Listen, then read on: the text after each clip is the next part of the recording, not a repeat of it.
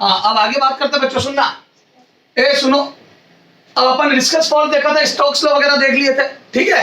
अब देखो एक्चुअल में क्या था बच्चों, जैसे अपन किसी ट्यूब में लिक्विड फ्लो कराते हैं तो लिक्विड अपने आप फ्लो नहीं कर पाता है।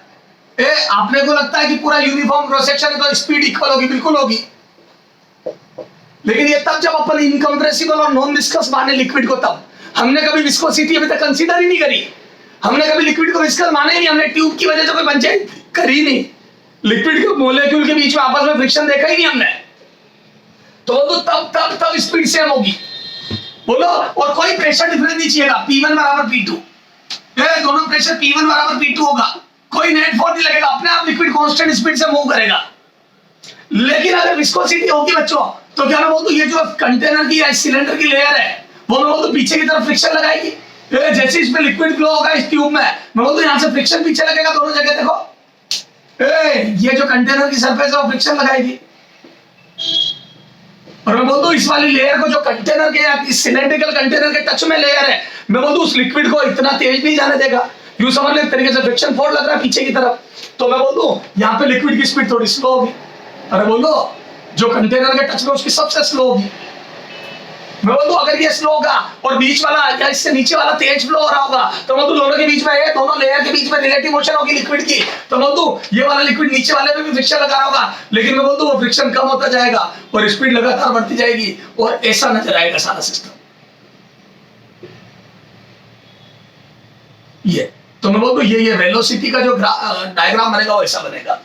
बीच वाला लिक्विड जो सिलेंडर के सेंटर में है वो सबसे तेज स्पीड से बहेगा क्योंकि उस पर फ्रिक्शन मिनिमम होगा। तो मैं बोलता एक तरीके से ब्लॉक पे ब्लॉक, ब्लॉक पे ब्लॉक, ब्लॉक पे ब्लॉक रखे और ऊपर वाले ब्लॉक को मैंने खींचा।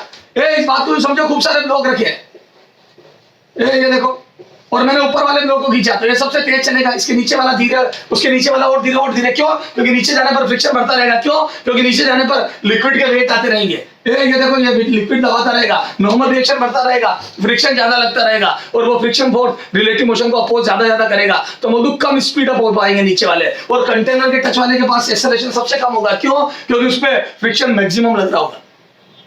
हेलो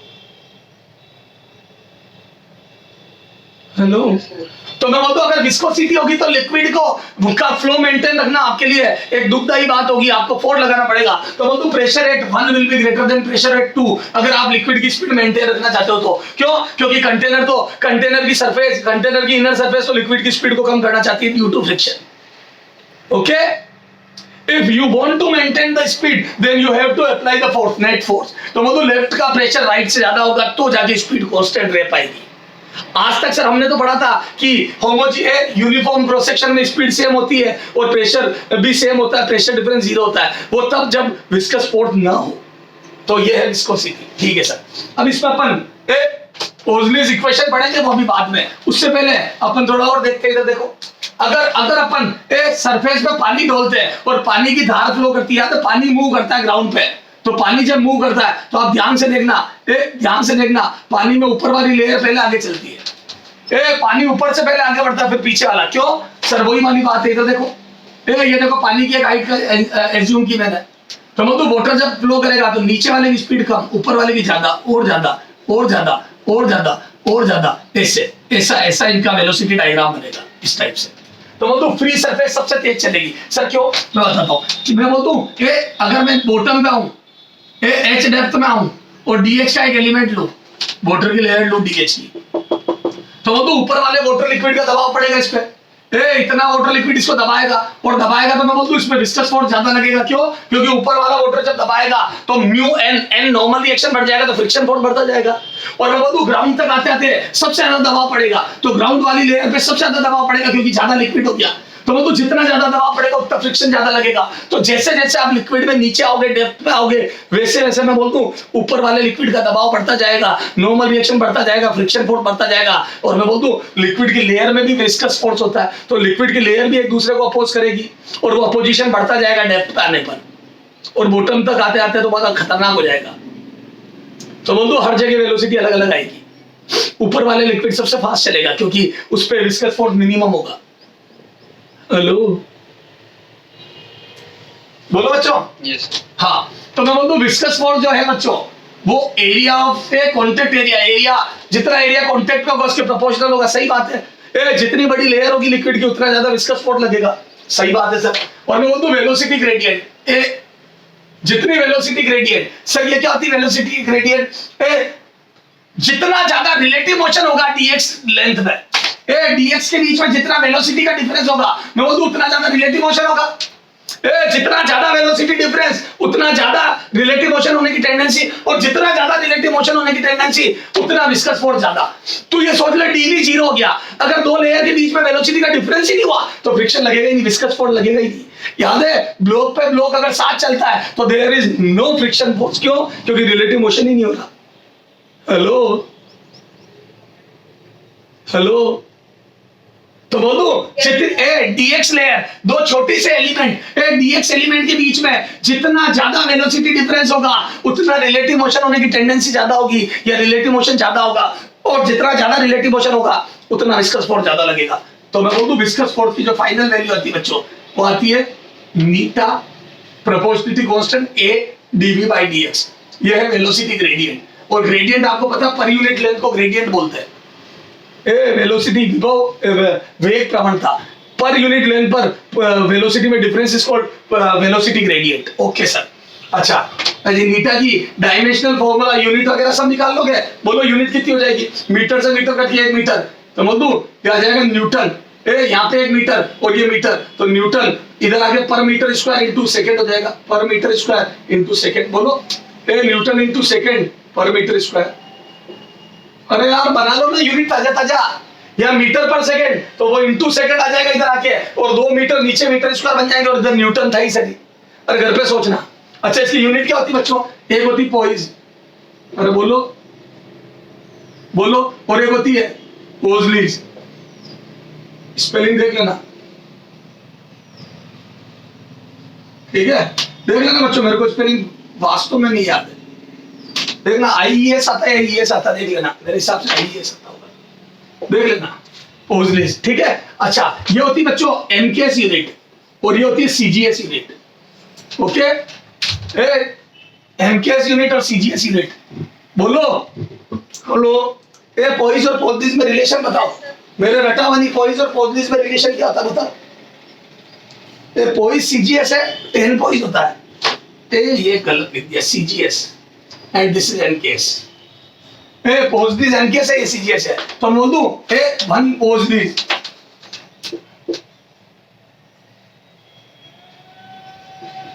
इज इक्वल टू 10 पोइज होता है। ओके 10 गुना होता है। ये रिलेशन आप बना भी सकते हो बच्चों, ऐसा कोई रटना जरूरी नहीं है।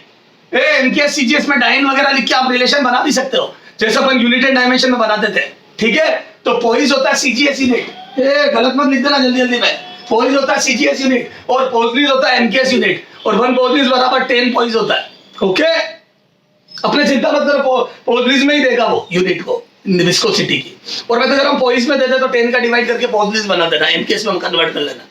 ओके चलो आ जाओ एक क्वेश्चन कर लेते हैं इसमें छोटा सा। इधर देखो एक छोटा सा क्वेश्चन कर लो बच्चों, डेटा थोड़ा सा सेट करके रखना, इधर कैलकुलेशन बढ़ जाएगी। हाँ आ जाओ, हटा दूं? समझ में आ गया बच्चों? ग्राउंड से टच वाली लेयर सबसे स्लो चलती है, और ऊपर जाने पर वेलोसिटी बढ़ती है। क्यों?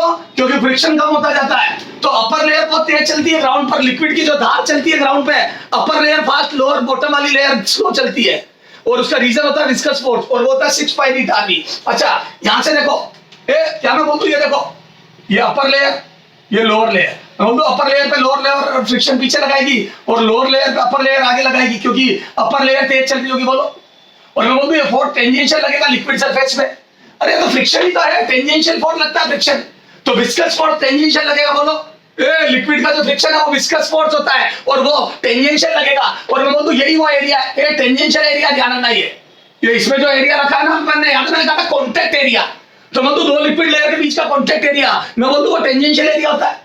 आ जाओ, तो मैं बोल दूं बच्चों यहां से देखो ये टेंजेंशियल, तो मैं बोल दूं ये viscous force upon this tangential area को शियरिंग स्ट्रेस बोलते हैं। शियरिंग स्ट्रेस क्या बोलते हैं इसको?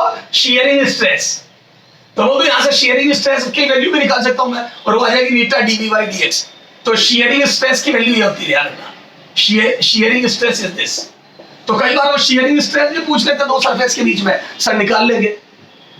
हेलो, अब देखो कई बार अपने को याद है वो पंचिंग मशीन से अपन होल नहीं करते कागज में, बड़े बड़े कागज में होल करते पंचिंग मशीन से। तो वहां पे भी पंचिंग मशीन में पता है आपको दम लगाना पड़ता है। क्यों लगाना पड़ता है? क्योंकि जब आप होल करते हो तो मैं बोलता हूं वो जो होल कट के अलग होता है उस पर शेयरिंग स्ट्रेस लगता है। ये देखो आपने अगर एक पंच करके होल बनाया, इधर देख ये ऐसा होल बना दिया, ये दिखने में 3D में अगर देखोगे तो ऐसा,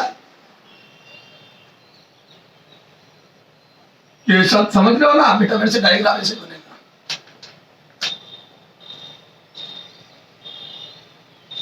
ये ऐसा। अरे बोलो, तो मैं बोलूँ ये होल कट के अलग होगा, इस कागज के अंदर से ये होल कट के अलग होगा, तो मैं बोलूँ ये इस टाइप से दिखेगा। बोलो ये अलग होगा। तो बोलूँ ये जब अपन धक्का दे रहे थे तो मैं बोलूँ एक शेयरिंग स्ट्रेस लग रहा था फ्रिक्शन की वजह से। कागज के मॉलिक्यूल के बीच में फ्रिक्शन था, उसकी वजह से शेयरिंग स्ट्रेस लग रहा था, तो उसके अगेंस्ट मुझे फोर्स लगाना पड़ेगा।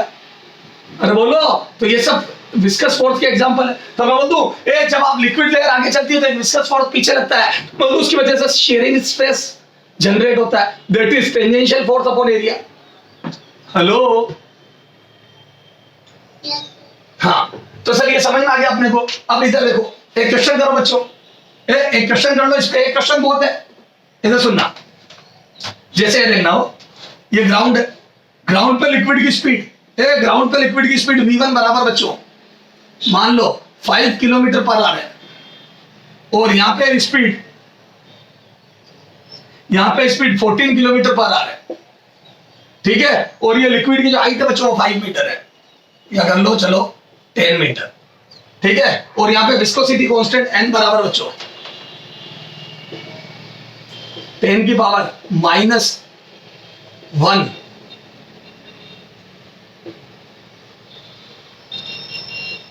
पॉइजली, ठीक है, 10 की पावर -1 पॉइजली, ठीक है। तब आपको बताना बच्चों कि आपको ये बताना है, इधर देखो, अब आपको बताना शेयरिंग स्ट्रेस कितना लग रहा है, शेयरिंग स्ट्रेस कितना, क्या बताना बच्चों? शेयरिंग स्ट्रेस, शेयरिंग स्ट्रेस बोलो। तो बोलो शेयरिंग स्ट्रेस बच्चों विस्कस फोर्स अपॉन एरिया हो जाएगा। शेयरिंग स्ट्रेस बच्चों विस्कस फोर्स अपॉन एरिया हो जाएगा। और मैं बोलूं विस्कस फोर्स अपॉन एरिया, ना तो मुझे विस्कस फोर्स दिया ना एरिया दिया है, कोई बात नहीं, मैं इससे निकाल लूं eta into DV by DX है। बोलो, तो shearing stress DV by eta into DV by DX से निकाल लो। तो बोलो shearing stress is equal to eta, eta की वैल्यू पॉइजलीज में दी होनी चाहिए, डीवी बाई डीएक्स। बोलो बच्चों, और नीटा की वैल्यू 10 की पावर -1 है, और dv by dx velocity gradient. तो वो तो ऊपर सरफेस की वेलोसिटी v2 बराबर 14 किलोमीटर पर आवर है, और इसकी 5 किलोमीटर पर आवर है। तो वो तो ये आ जाएगा v2 - v1 वेलोसिटी का डिफरेंस अपॉन डिस्टेंस, कितनी दूरी पर इतनी वेलोसिटी बदली। तो वो तो ग्राउंड वाली वेलोसिटी 5 है लिक्विड की, और ऊपर वाली की 14 है। सही बात है, ऊपर वाला लिक्विड तेज चलता है, और डिस्टेंस है 10 मीटर। तो वो तो 10 मीटर में वेलोसिटी इतनी बदल गई। तो वो तो h हाइट में वेलोसिटी में डिफरेंस इतना आ गया, this is called velocity gradient, वेग प्रवणता। तो बोल दूं 10 मीटर ऊपर जाने पर वेलोसिटी 5 से बढ़ के 14 हो गई। तो बोल दूं कितना क्या बोलो, तो ये 1/10, और नीचे एक 10 और यहाँ है, और मैं बोल दूं v2 - v1 and that is 14 - 5 kilometre per hour. और किलोमीटर पर आवर को आपको पता है मीटर पर सेकंड में कन्वर्ट कैसे करते हैं बताओ? एमकेएस में मीटर पर सेकंड में तो 5 बटा 18 का मल्टीप्लाई करते थे, याद करो। हेलो, 5/18 का मल्टीप्लाई कर दो, तो देखो कितना आ रहा है आंसर। तो बोल दो सर ये आंसर आ रहा है 100 नीचे हो गया, और 5/18 यहाँ पे 9 आएगा, 2 बार घट जाएगा, तो this is 5/2। This is sharing stress, and this would be sir 2.5 या 25 × 10 की घात -3, 25 × 10 की घात -3 बोलो, और न्यूटन पर मीटर स्क्वायर। ओके, न्यूटन पर मीटर स्क्वायर, ये आ जाएगा शेयरिंग स्ट्रेस। बोलो बच्चों, वेलोसिटी ग्रेडियंट क्या होता है समझ में आ गया? विस्कस फोर्स क्या होता है समझ में आ गया? विस्कस फोर्स की वजह से ही हमारा लिक्विड जब ग्राउंड पे फ्लो करता है तो ऊपर वाली लेयर तेज चलती है, नीचे वाली कंपैरेटिवली स्लो चलती है। ऐसे देखो, यहां से फील आती है कि ऊपर वाली 14 से चल रही है 14 किलोमीटर पर आवर से, और मैं बोलूं नीचे वाली धीरे चल रही है 5 किलोमीटर पर आवर से। क्यों स्लो चल रही है? क्योंकि ग्राउंड विस्कस फोर्स लगा रहा है, और वो उसकी स्पीड को इतना नहीं बढ़ने देना जितनी ऊपर वाले की बढ़ जाती है, और धमाधम लिक्विड ग्राउंड पे फ्लो करता है। बोलो, लेयर एक दूसरे पर रगड़ खाती है, और शियरिंग स्ट्रेस जनरेट होता है। ओके, पंचिंग मशीन जब पंच करती है होल, तो मैं बोल दूं उस होल को उठा के उस होल जितनी मटेरियल को उठा के बाहर निकालने में भी दम लगाना पड़ता है। क्यों? क्योंकि उनके बीच में एक विस्कस फोर्स का जनरेट होता है। मतलब सॉलिडली अपन उसको विस्कस फोर्स तो नहीं बोल सकते, फ्रिक्शन लगता है। उस फ्रिक्शन के अगेंस्ट आपको टेंजेंशियल फोर्स निकाल के निकालना पड़ता है। तो बोल दूं कई बार वो बोल देता है एक पंचिंग मशीन में अगर शियरिंग स्ट्रेस फलान जी है तो बताओ कितना फोर्स लगाएंगे तो होल पंच हो जाएगा। तो कोई बात नहीं, shearing stress into surface area निकाल देना। अरे शियरिंग स्ट्रेस दे देगा तो बोल दो शियरिंग स्ट्रेस दे देंगे पंच करने के लिए। बोलेंगे पंच करने के लिए शियरिंग स्ट्रेस इतना चाहिए, तो मैं बोल दूं वो टेंजेंशियल फोर्स अपॉन एरिया हो जाएगा। और मैं बोल दूं जब पंच करोगे होल तो एरिया कितना आ जाएगा, तो बोल दूं एरिया आ जाएगा 2 पाई r into this thickness t। जब आप पंचिंग मशीन से पंच करते हो होल तो वो जो कट के पोर्शन बाहर आता है, कट की पोर्शन बाहर आता है, तो बोल दूं उसका एरिया कितना होता है टेंजेंशियल एरिया। तो बोल दूं tangential area t width into 2 पाई r होगा। 5 के सिक्के का वो सरफेस एरिया कितना होता है, जो कर्ड एरिया होता है, ऊपर नीचे वाला नहीं, साइड वाला कर्ड। तो मैं बोल दूं 2 पाई r इनटू विड्थ ऑफ सिक्का। जैसे सिलेंडर का 2 पाई r होता है, तो मैं बोल दूं ये वाला एरिया, ये वाला, ये वाला, ये कर्ड एरिया। तो बोल दूं 2 पाई r इनटू t हो जाएगा। 2 पाई r इज सर्कुलर पोर्शन और t इज विड्थ। तो बोल दूं शियरिंग स्ट्रेस में यहाँ 2 पाई r t आ जाएगा, तो वो होल पंच करने का फोर्स आ जाएगा। ये रहा फोर्स, इसको इधर भेज दो तो शियरिंग स्ट्रेस देगा और उस जो पंच होके ब्लॉक बाहर निकला उसकी विड्थ देगा और उसकी रेडियस दे देगा सर्कुलर। तो निकाल लो कितना फोर्स चाहिए। हेलो, तो ये शियरिंग स्ट्रेस जनरेट होता है। तो जब विस्कस फोर्स लगते हैं, टेंजेंशियल फोर्स लगते हैं या फ्रिक्शन लगता है तो तब विस्कस फोर्स जनरेट होता है। तो मेरे हिसाब से आपको बहुत अच्छे से समझ में आ गया। ओके, हेलो, चलो बच्चों सरफेस टेंशन स्टार्ट करेंगे अगले टर्न पे। ठीक है, अगले टर्न पे नया चैप्टर स्टार्ट करेंगे। Bye bye.